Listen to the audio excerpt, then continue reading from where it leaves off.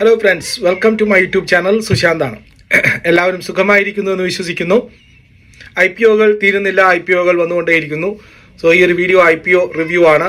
Sanatan textiles ഇന്ന് already start ചെയ്ത് കഴിഞ്ഞു. ഈ വീഡിയോ കുറച്ച് ആൾക്കാരെങ്കിലും നമ്മുടെ റിവ്യൂസിനായിട്ട് വെയിറ്റ് ചെയ്യുന്നുണ്ട്. സോ അവർക്ക് വേണ്ടിയിട്ടുള്ളതാണ്. തീർച്ചയായിട്ടും ഈ IPO വീഡിയോ കണ്ട് നിങ്ങളുടെ ഇൻവെസ്റ്റ്മെൻറ്റ് ഡിസിഷൻ നിങ്ങളുടേത് മാത്രമാണ്. ഈ വീഡിയോ ഇവിടെ കൊടുത്തിരിക്കുന്ന കമ്പനികൾ കൊടുത്തിരിക്കുന്ന എക്സ്ചേഞ്ചിന് കൊടുത്തിരിക്കുന്ന ഇൻഫോർമേഷൻ്റെ പുറത്ത് തയ്യാറാക്കപ്പെടുന്നതാണ്. അതിനുശേഷം ലിസ്റ്റിംഗ് ഗെയിനുമായിട്ടോ മറ്റു കാര്യങ്ങളുമായിട്ടോ എൻ്റെ വീഡിയോക്ക് യാതൊരു ബന്ധവുമില്ല. സോ വീഡിയോ കേട്ടതിന് ശേഷം കമ്പനിയെക്കുറിച്ച് അറിഞ്ഞു, അവരുടെ ഫിനാൻഷ്യൽസിനെ കുറിച്ച് അറിഞ്ഞതിന് ശേഷം നിങ്ങളുടെ സ്വന്തം ഇഷ്ടപ്രകാരം നിങ്ങൾക്ക് IPO ഡിസിഷനുമായിട്ട് മുന്നോട്ട് പോകാവുന്നതാണ്. സനാതൻ ടെക്സ്റ്റൈൽസ് 550 കോടി രൂപയുടെ ഒരു കുഞ്ഞൻ IPO ആണിത്. ഈ കമ്പനി ചെയ്യുന്നത് പോളിസ്റ്റർ യാൺ, കോട്ടൺ യാൺ, അതുപോലെ തന്നെ ഇൻഡസ്ട്രിയൽ ടെക്സ്റ്റൈൽസിന് വേണ്ടിയിട്ടുള്ള നാരുകൾ. നമുക്കറിയാം, തുണിത്തരങ്ങളല്ല അവരുണ്ടാക്കുന്ന യാൺ, നാരുകളാണ് ഉണ്ടാക്കുന്നത്. അത് സപ്ലൈ ചെയ്യുന്ന ഒരു കമ്പനിയാണ്. 77% കമ്പനിയുടെ റവന്യൂവും പോളിസ്റ്റർ യാണുകൾ വിറ്റിട്ടുണ്ടാകുന്നതാണ്. 19% റവന്യൂ വരുന്നത് കോട്ടൺ യാണുകൾ വിറ്റിട്ടുണ്ടാകുന്നതാണ്. 4% ടെക്നിക്കൽ ടെക്സ്റ്റൈൽസിന് വേണ്ടിയിട്ട് ഇവർ യാണുകൾ സപ്ലൈ ചെയ്തുണ്ടാകുന്നതാണ്. സോ കഴിഞ്ഞ വർഷം കമ്പനിക്ക് ഒരു 3000 കോടി രൂപയുടെ സെയിൽസ് ആണ് ഉണ്ടായിരിക്കുന്നത്. ഇപ്പോഴത്തെ കപ്പാസിറ്റി അനുസരിച്ച് കമ്പനിക്ക് 2.2 ലക്ഷം മില്യൺ ടൺ, അതായത് ഏകദേശം 22 ലക്ഷം ടൺ ആനുവലി ഉണ്ടാക്കാനുള്ള കപ്പാസിറ്റിയാണുള്ളത്. എല്ലാ പ്ലാന്റുകളും കൂടി ഇപ്പോൾ 100% യൂട്ടിലൈസ് ചെയ്യുന്നു. കമ്പനിയുടെ ഇൻസ്റ്റാൾഡ് കപ്പാസിറ്റി കംപ്ലീറ്റ് ആയിട്ട് വർക്ക് ചെയ്തിട്ടാണ് കമ്പനി വർക്ക് ചെയ്യുന്നത്. അങ്ങനെയുള്ളൊരു കമ്പനിയാണിത്. ഇത് ടെക്സ്റ്റൈൽ റിലേറ്റഡ് കമ്പനിയാണ്. ടെക്സ്റ്റൈൽ കമ്പനികൾ ഇപ്പോൾ ഫോക്കസിലാണ്. ടെക്സ്റ്റൈൽ റിലേറ്റഡ് കമ്പനികൾ ബംഗ്ലാദേശിൽ പ്രശ്നങ്ങൾ ഉള്ളതുകൊണ്ട് തന്നെ ഇന്ത്യൻ ടെക്സ്റ്റൈൽ കമ്പനികൾ ഫോക്കസിൽ വരുന്ന സമയമാണ്. അപ്പോൾ ഇതൊരു നേരിട്ടൊരു ടെക്സ്റ്റൈൽ കമ്പനിയല്ല. ടെക്സ്റ്റൈൽ കമ്പനികൾക്ക് നാരുകൾ സപ്ലൈ ചെയ്യുന്ന ഒരു കമ്പനികളാണ്. പോളിസ്റ്റർ യാൺ, അതുപോലെ തന്നെ കോട്ടൺ പോലുള്ള ടെക്നിക്കൽ ടെക്സ്റ്റൈൽസിനൊക്കെ സപ്ലൈ ചെയ്യുന്ന കമ്പനിയാണെന്ന് ഓർമ്മിക്കുക. 550 കോടി രൂപയുടെ IPO ആണിത്. ഇതിൽ 400 കോടി രൂപയും ഫ്രഷ് ഇഷ്യൂ ആണ്, കമ്പനിയിലേക്ക് പോകുന്ന പൈസയാണ്. ഈ 400 കോടി രൂപയിൽ 300 കോടി രൂപയും കമ്പനി ഉപയോഗിക്കുന്നവരുടെ ഇപ്പോഴത്തെ കറണ്ട് കടം വീട്ടാൻ വേണ്ടിയിട്ടാണ്. ഇപ്പോൾ കമ്പനിക്ക് 444 കോടി രൂപയുടെ കടമാണുള്ളത്. അതിൽ 300 കോടി രൂപയുടെ കടം ഇതുവഴി വിറ്റുമാറും, അല്ലെങ്കിൽ ഇതുവഴി റീപേ ചെയ്യുന്നതാണ്. ബാക്കി 150 കോടി രൂപയുടെ IPO വരുന്നത് ഓഫർ ഫോർ സെയിലാണ്. ഇപ്പോൾ 100% ഓൺ ചെയ്യുന്ന പ്രൊമോട്ടർ അവരുടെ സ്റ്റേക്ക് 20% വിൽക്കുന്നു. അതുവഴി IPOയ്ക്ക് ശേഷം 80% അവരുടെ IPO ഹോൾഡിംഗ്സ് അവരുടെ പ്രൊമോട്ടർ ഹോൾഡിംഗ് കുറയും. സോ 150 കോടി രൂപ പ്രൊമോട്ടറിന്റെ കയ്യിലേക്ക് പോകുന്നു, 400 കോടി രൂപ കമ്പനിയിലേക്ക് തന്നെ വരുന്നു. കമ്പനിയുടെ കടം വീട്ടുന്നു. അതോടുകൂടി കമ്പനിയുടെ ഇൻട്രസ്റ്റ് ബർഡൻ ഗണ്യമായിട്ട് കുറയും.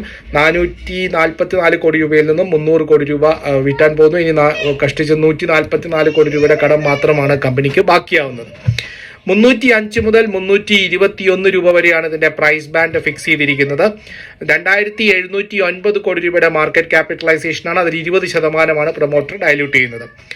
19, അതായത് ഇന്ന് ഡിസംബർ 19, 2024 മുതൽ 2024 ഡിസംബർ 23 വരെയാണ് ഈ IPO ഓപ്പൺ ആയിരിക്കുന്നത്.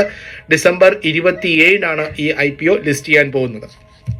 സോ സനാതൻ ടെക്സ്റ്റൈൽസിനെ കുറിച്ച് ഞാൻ പറഞ്ഞു, കമ്പനിയുടെ ബിസിനസ് എന്താണെന്ന് പറഞ്ഞു. ഇനി നമുക്ക് ഇതിന്റെ കപ്പാസിറ്റി നോക്കാം. ഒരു മാനുഫാക്ചറിങ് പ്ലാന്റ് എന്ന് പറയുന്ന രീതിയിൽ എത്രയാണ് ഇതിന്റെ കപ്പാസിറ്റി എന്ന് അറിയേണ്ടതായിട്ടുണ്ട്. ഇപ്പോഴത്തെ രീതിയിൽ കമ്പനി 2 എക്സ്പാൻഷൻ പ്ലാനുകളാണ് മുന്നോട്ട് പോകുന്നത്. അതിലൊരു 10 ലക്ഷം million ton per annum capacity ആൺ ചെയ്യുന്നത് ഒരു കമ്പനി ഏറ്റെടുത്തുകൊണ്ട് കമ്പനി മുന്നോട്ട് പോകുന്നുണ്ട്. ഏറ്റെടുക്കാൻ പ്ലാനുകൾ വെച്ചിട്ടുണ്ട്. അതുപോലെ തന്നെ ഓൾറെഡി ഒരു പുതിയ സ്ഥലം ഏറ്റെടുത്ത് അവരുടെ ഒരു പ്ലാന്റ് സ്ഥാപിച്ച് അവർ മുന്നേറുന്നുണ്ട്. അത് പഞ്ചാബിലാണത്.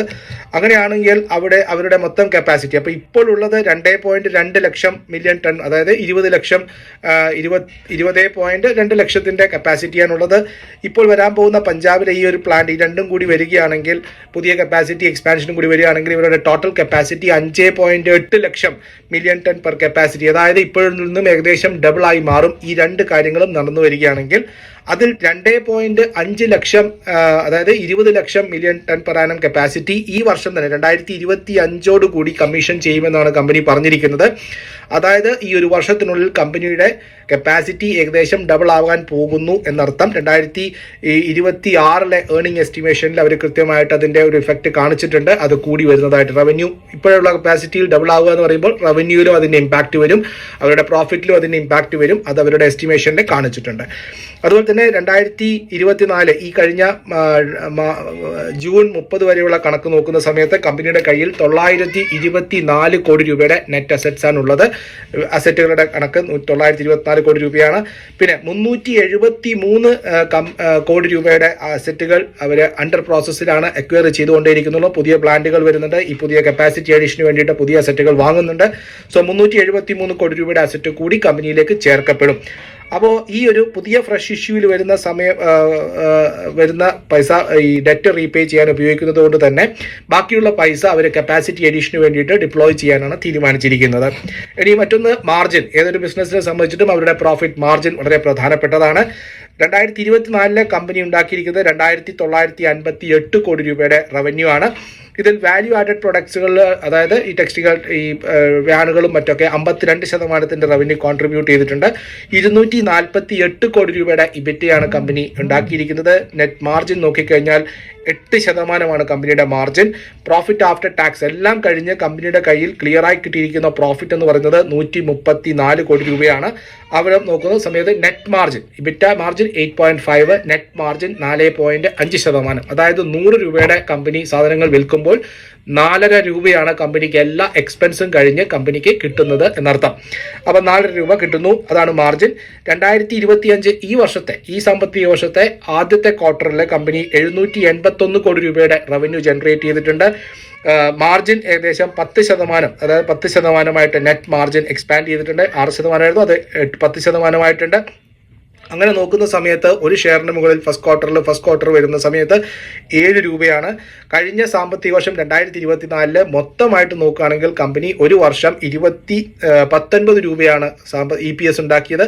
അപ്പോൾ ഈ വർഷം ഒരു ഫസ്റ്റ് ക്വാർട്ടറിൽ കമ്പനി 7 രൂപ ഓൾറെഡി EPS ആക്കിയിട്ട് ഉണ്ടാക്കിയിട്ടുണ്ട്.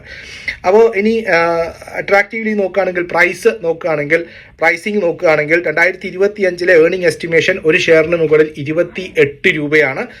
കാരണം ഇപ്പോൾ 19 രൂപയാണ് കഴിഞ്ഞ പ്രാവശ്യം ഉണ്ടായിരുന്നത്. അത് 28 രൂപ വരെ കമ്പനി എക്സ്പെക്ട് ചെയ്യുന്നുണ്ട്. പ്രത്യേകിച്ചും ഈ ടെക്സ്റ്റൈൽ സെക്ടറിലുള്ള ഡിമാൻഡും കാര്യങ്ങളൊക്കെ കൺസിഡർ ചെയ്തുകൊണ്ടാവണം 28 രൂപയാണ് എസ്റ്റിമേറ്റ് ചെയ്യുന്നത്. അങ്ങനെയാണെങ്കിൽ price to earning multiples company ഏകദേശം 11x കൊടുത്തിരിക്കുന്നത്. 11x എന്ന് പറയുമ്പോൾ ഇപ്പോഴത്തെ കറണ്ട് ഏർണിംഗ് ബേസിൽ ഈ Q1 റിസൾട്ട് അനുസരിച്ചിട്ടുള്ള എസ്റ്റിമേഷനാണ് കൊടുത്തിരിക്കുന്നത്. 11x ഇപ്പോൾ ട്രേഡ് ചെയ്തിരിക്കുന്നത്. വളരെ അട്രാക്റ്റീവ് ആണ്. കാരണം 15% റിട്ടേൺ ഓൺ ഇക്വിറ്റി ഈ കമ്പനിക്കുണ്ട്. കപ്പാസിറ്റി അഡീഷൻ ആഡ് ചെയ്തുകൊണ്ടിരിക്കുകയാണ്. ഏകദേശം കപ്പാസിറ്റി ഡെവലപ്പ് ആവാൻ പോകുന്നുണ്ട്. ഇതിന്റെ പ്യുവർ ആയിട്ട് നമുക്ക് കൺസിഡർ ചെയ്യാൻ പറ്റുന്നത് ഇതുപോലുള്ള ഒരു കമ്പനി എന്നത് നിതിൻ സ്പിന്നേഴ്സ് ആണ്. നിതിൻ സ്പിന്നേഴ്സിന് 2024 റവന്യൂ ഏകദേശം ഇതുപോലെ തന്നെയാണ്. സനാതന് 2900 കോടി രൂപയായിരുന്നു. മീൻസ് പ്രോഫിറ്റ് ആഫ്റ്റർ ടാക്സ് 132 കോടി രൂപയായിരുന്നു. ഇത് നോക്കുന്ന സമയത്ത് ഏകദേശം അവരുടെ നിതിൻ ഇൻസ്പാറ്റിന്റെ വരുന്നത് 17x. റിട്ടേൺ ഓൺ ഇക്വിറ്റിയും നിതിൻ സ്പിന്നേഴ്സിന് 12% മാത്രമേ വരുന്നുള്ളൂ. ഡെറ്റ് ഇക്വിറ്റി റേഷ്യോ 1:1 ആണ് നിതിൻ സ്പിന്നേഴ്സിന് വരുന്നത്. അപ്പോൾ അങ്ങനെയൊക്കെ നോക്കാതെ പിന്നെ ഒന്ന് നഹാർ സ്പിന്നേഴ്സ് വരുന്നുണ്ട്, സത്ലജ്, ഇവരൊക്കെ തന്നെ ലോസ് മേക്കിംഗ് കമ്പനികളാണ് ഈ ഒരു സെഗ്മെന്റിൽ വരുന്നത്. അതേ സംബന്ധിച്ച് ഇവർ വളരെ പ്രോഫിറ്റബിൾ ആയിട്ട് കമ്പനി റൺ ചെയ്ത് പോകുന്നു എന്ന് പറയാം. സോ എൻ്റെ ഒരു ഡിസിഷൻ എന്ന് പറയുന്നത് കപ്പാസിറ്റി ഡെവലപ്പ് ആവാൻ പോകുന്നത് വളരെ വലിയ കാര്യമാണ്. പ്രത്യേകിച്ചും ടെക്സ്റ്റൈൽ സെക്ടർ ഫോക്കസിൽ വരുന്ന സമയത്ത് ഇവർക്ക് അതിൻ്റെ അഡ്വാൻറ്റേജ് എടുക്കാൻ സാധിക്കും. പ്രൈസിങ്ങും വളരെ അട്രാക്റ്റീവ് ആയിട്ടാണ്. ഇവരുടെ റിട്ടേൺ ഓൺ ഇക്വിറ്റിയും കാര്യങ്ങളൊക്കെ നോക്കുന്ന സമയത്ത് പ്രത്യേകിച്ച് ഡെറ്റ് റീപേയ്മെന്റ് കൂടി ഇതിൽ നിന്ന് വരുന്നത് കൊണ്ട് കമ്പനിയെ നന്നാക്കാൻ വേണ്ടിയിട്ടുള്ള ഒരു IPO ആയിട്ടാണ് എനിക്ക് തോന്നുന്നത്. സോ കപ്പാസിറ്റി ഡബിൾ ആക്കുന്നുണ്ട്, പ്രൈസിങ് അട്രാക്റ്റീവ് ആണ്. അങ്ങനെ നോക്കുകയാണെങ്കിൽ ഈ ഒരു IPO അപ്ലൈ ചെയ്യാവുന്നതായിട്ടാണ് എനിക്ക് തോന്നുന്നത്. സനാതൻ ടെക്സ്റ്റൈൽസ് നമ്മുടെ കാണുന്ന ആൾക്കാർക്ക് അല്ലെങ്കിൽ നമ്മുടെ കാണുന്ന വ്യൂവേഴ്സിന് വേണ്ടിയിട്ട് ഒരു സബ്സ്ക്രൈബ് കാറ്റഗറിയിൽ പെടുത്താവുന്ന ഒരു IPO ആയിട്ടാണ് തോന്നുന്നത്. സോ താല്പര്യമുള്ളവർക്ക് അപ്ലൈ ചെയ്യാം. ഞാൻ വീണ്ടും എൻ്റെ ഒരു കാര്യം ആവർത്തിക്കട്ടെ, ലിസ്റ്റിംഗ് ഗെയിനുമായിട്ട് എൻ്റെ വീഡിയോ ഒരിക്കലും തട്ടിച്ച് നോക്കരുത്. ഇന്നലെയൊക്കെ വന്നിരുന്ന വീഡിയോയിൽ ലിസ്റ്റിംഗ് ഗെയിൻ കിട്ടി. ലിസ്റ്റിംഗ് ഗെയിൻ അല്ല നമ്മുടെ ലക്ഷ്യം. ഞാൻ കമ്പനിയെ മനസ്സിലാക്കി IPO ആണ് റിവ്യൂ ചെയ്യുന്നത്. അതുപോലെ തന്നെ ഗ്രേ മാർക്കറ്റ് പ്രീമിയം പല ആൾക്കാരും മെൻഷൻ ചെയ്യണമെന്ന്. ഗ്രേ മാർക്കറ്റ് പ്രീമിയം സെബിയുടെ നിർദ്ദേശപ്രകാരം സർക്കുലർ ഉണ്ടായിരുന്നു. Grey market premium is not a criteria for judging IPO. അത് ഒരിക്കലും മെൻഷൻ ചെയ്യരുത്. അത് മെൻഷൻ ചെയ്തിട്ട് കാര്യങ്ങൾ പറയരുത് എന്നുള്ളത്.